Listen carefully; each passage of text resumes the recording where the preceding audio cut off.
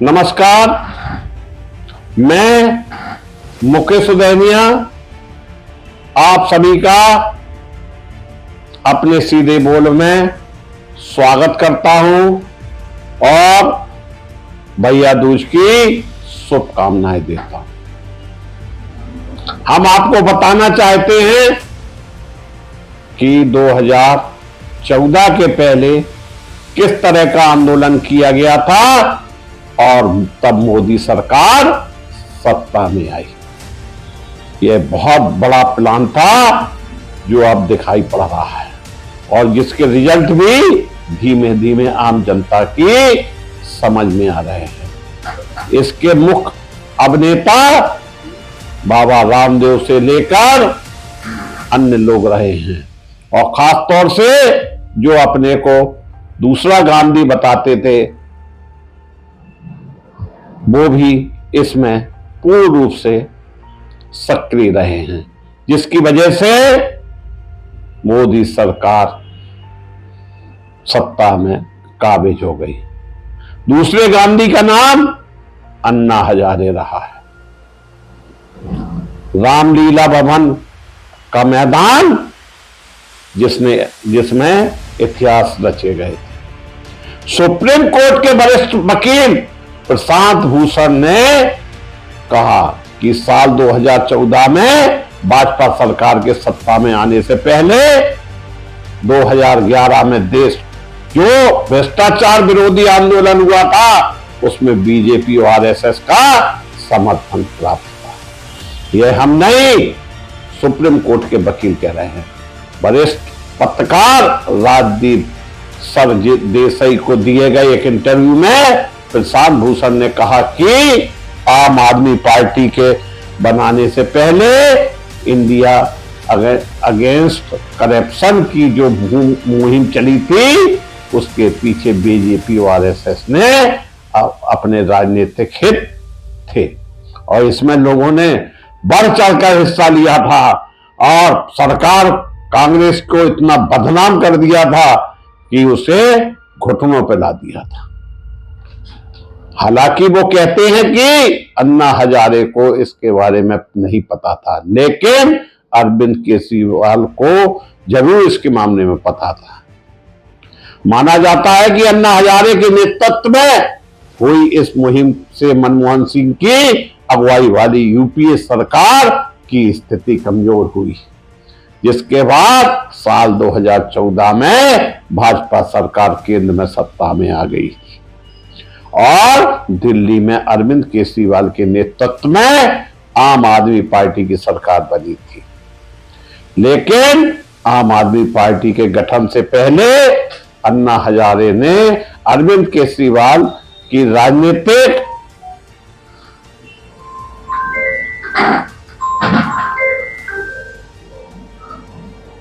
मुहिम से खुद को दूर करते हुए कहा था कि आम आदमी पार्टी को उनके नाम या छवि का इस्तेमाल नहीं करना चाहिए। प्रशांत भूषण ने इस आंदोलन में कई महीनों तक शामिल भी हुए थे। हालांकि बाद में केजरीवाल और उनके बीच मतभेद बढ़े और जिसके बाद पार्टी की अनुशासन समिति ने उन पर विरोधी गतिविधियों में शामिल होने का आरोप लगा दिया था। उस वक्त प्रशांत भूषण के साथ 3 और लोगों को पार्टी से बाहर कर दिया गया था। इसमें सामाजिक कार्यकर्ता योगेंद्र यादव, समाज शास्त्री आनंद कुमार और अजीत झा शामिल थे। कांग्रेस नेता राहुल गांधी ने सोशल मीडिया पर लिखा है कि जो हमें पहले से पता था कि आम आदमी पार्टी के संस्थापक रहे ने इसकी पुष्टि कर दी। उन्होंने लिखा कि लोकतंत्र को खत्म करने और यूपीए सरकार को गिराने के लिए इंडिया अगेंस्ट करप्शन और आम आदमी पार्टी को आरएसएस और बीजेपी ने खड़ा किया था। आम आदमी पार्टी के सांसद संजय सिंह ने इस पर प्रतिक्रिया करते हुए लिखा, कब तक यह झूठ का बहाना बनाकर अपनी विफलताओं को छिपाओगे, अब रोना बंद कीजिए। आज वही सामने दिखाई पड़ रहा है। 2011 का दृश्य फिर से ही दिल्ली में नजर आ रहा है। भलाई इसको केजरीवाल को अपने हित के लिए प्रयोग किया गया हो, लेकिन अब वही केजरीवाल भाजपा की गले की हड्डी बन गए। प्रशांत भूषण के बयान को नकारते हुए उन्होंने कहा, देश को अब भाजपा और कांग्रेस के उम्मीद नहीं है, आज केवल आम आदमी पार्टी देश की बात करती है, लोगों की समस्याओं का समाधान करती है। मित्रों, कांग्रेस के वरिष्ठ नेता शशि थरूर ने भी ट्वीट कर कहा कि ये सब अब ये कोई आश्चर्य की बात नहीं रही कि उस आंदोलन के पीछे बीजेपी और आरएसएस का हाथ था। इस मुद्दे पर स्वराज इंडिया पार्टी के अध्यक्ष योगेंद्र यादव ने बीबीसी संवाददाता रजनीश कुमार को बताया कि प्रशांत का कहना गलत नहीं है। उन्होंने कहा, जिस वक्त की बात कर रहे हैं तब मैं कोर कमेटी में नहीं था, वो अन्ना आंदोलन की बात कर रहे हैं और मैं अरविंद के साथ राजनीतिक पार्टी बनाने के बाद आया। जाहिर है कि अरविंद चतुर निकले और उनकी राजनीति बीजेपी आरएसएस के करीब की ही है। हम उन्हें तब तक नहीं समझ पाए और जब तक तो साथ छोड़ दिया। कोई आंदोलन होगा तो उससे किसी को फायदा होगा, किसी को नुकसान, लेकिन आंदोलन की नीयत केवल यही नहीं होती है। वहीं प्रशांत भूषण के बयान पर आरएसएस विचारक राकेश सिन्हा ने बीबीसी संवाददाता मानसी दास ने कहा कि प्रशांत भूषण वर्तमान की राजनीति को देखते हुए भूतकाल की बात कर रहे हैं, लेकिन यह पूरी तरह झूठ है। उन्होंने कहा, प्रशांत भूषण वरिष्ठ वकील हैं और सम्मानित व्यक्ति हैं। वो खुद उस आंदोलन में शामिल रहने वालों में से एक थे। उस मुहिम के लिए राजनीति बनाने, पैसा जमा करने और लोगों को मोबिलाइज करने के काम में शामिल थे। दोस्तों, वो कोर कमेटी में थे, लेकिन अगर अब उन्हें ऐसा लगता है तो इससे यह पता चलता है कि वो वर्तमान की राजनीति को देखते हुए जो बीत गया उसकी बातें कर रहे हैं। यह बात सच है कि आरएसएस के लोग भ्रष्टाचार विरोधी आंदोलन का नैतिक रूप से समर्थन करते हैं, लेकिन इसका अर्थ यह नहीं कि संघ ने उस आंदोलन का समर्थन किया था। अन्ना की अपनी विश्वसनीयता थी और उनसे कई लोग आकर्षित हुए थे। यह सच है कि लोकपाल के लिए और भ्रष्टाचार के विरोध में जब अन्ना आंदोलन हो रहा था तो उस वक्त बड़ी संख्या में स्वयंसेवक उसमें उनसे प्रेरित थे, लेकिन इसे समर्थन नहीं कहा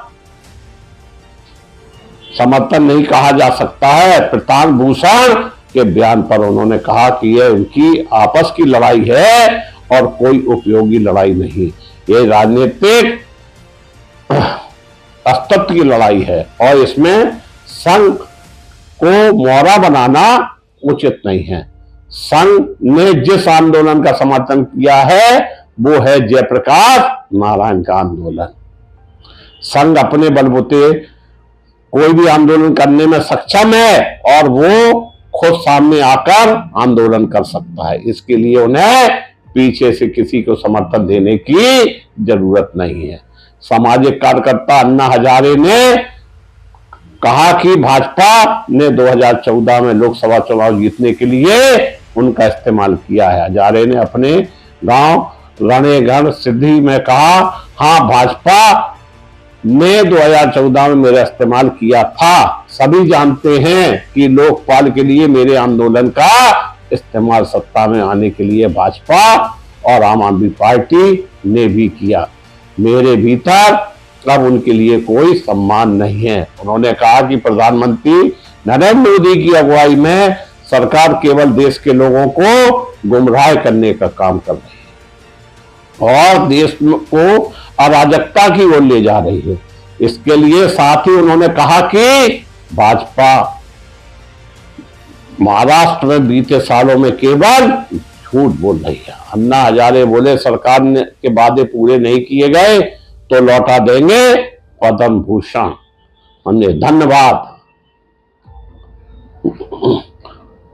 उन्होंने मांगे पूरी नहीं होने पर केंद्र सरकार को पद्म भूषण पुरस्कार लौटाने की चेतावनी दी थी। राष्ट्रवादी कांग्रेस पार्टी के प्रवक्ता नवाब मलिक ने हजारे को आरएसएस और संघ परिवार का एजेंट बताया था। कुछ ही घंटों बाद राकापा के वरिष्ठ नेता और पूर्व उप मुख्यमंत्री अजित पवार ने इस बयान के लिए माफी मांग ली थी। उनके स्वास्थ्य के बारे में पूछे जाने हजारे ने कहा, चिंता मत कीजिए, मैं ठीक हूं, ईश्वर मेरे साथ है। धन्यवाद।